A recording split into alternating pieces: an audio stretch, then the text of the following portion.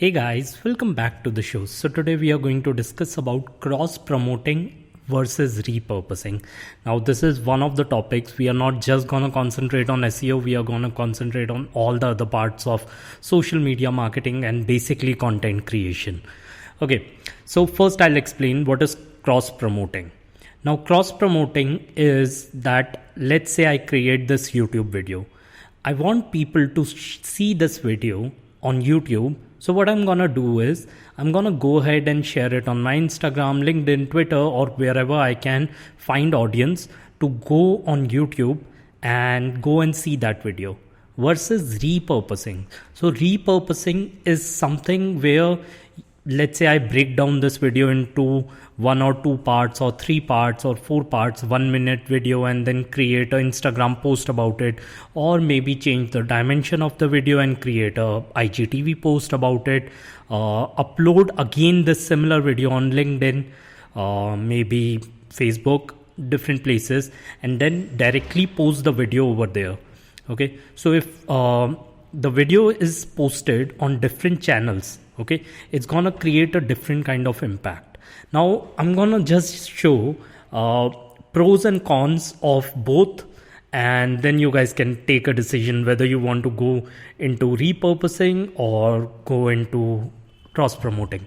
Okay, so pros and cons of cross promoting. The major benefit of cross promoting is you can make your one place very strong. Let's say if you are a YouTuber and you create a YouTube video, you can go ahead and share that YouTube video and send a lot of traffic through emailer, through Instagram, and through different channels on that YouTube video. That will actually benefit you in terms, because YouTube algorithm works in a way where the maximum traffic that you send in first 24 hours will give it a huge push. Okay, so if nothing else, you'll at least be famous on one platform and you'll at least get more subscriber on YouTube. Okay, but there are cons as well, and in the same way, like if we consider pros of written content, Google also prefers that there is a lot of traffic that is directly coming on the website. If it's about tweet, then yeah, I mean, people would want to increase their reach of that written content as well. But when it comes to the cons of it, there are a lot of cons. So all the social medias majorly work in a way where the content, they don't want people to leave the platform, and the platforms are designed in a way that they don't want you to leave the platform. So when you give a swipe up link on Instagram or anywhere else, there is another tab. When we are using it on phone, there is another tab that opens up where you are actually not leaving the platform. Okay, and YouTube algorithm doesn't care about that, because you cannot sign in onto Insta tab and go ahead and like the video, dislike, comment, and all those things cannot interact with the content. Okay, so that's one thing what happens with, that's the biggest con of cross promoting your content, that you cannot re-promote it, and all the platforms are designed in a way that they don't want you to share Facebook video on Instagram video on YouTube, and everything else as well. And that's where repurposing, or the model of repurposing, comes in. Now when it comes to repurposing, the major pro is that you can upload multiple content on multiple channel. As I had said in multiple videos, that let's say one YouTube video that can become 3 or 4 Instagram posts, that can become one IGTV video, that can be converted into few reels and stories as well, that can be converted into Snapchat, or you can convert that into 1 minute video and share it multiple times on LinkedIn, Instagram, and it can work in a way where you will have majorly divided audience on different platforms, but one particular article can be divided into few status, few tweets, few different ways you can go ahead and repurpose it.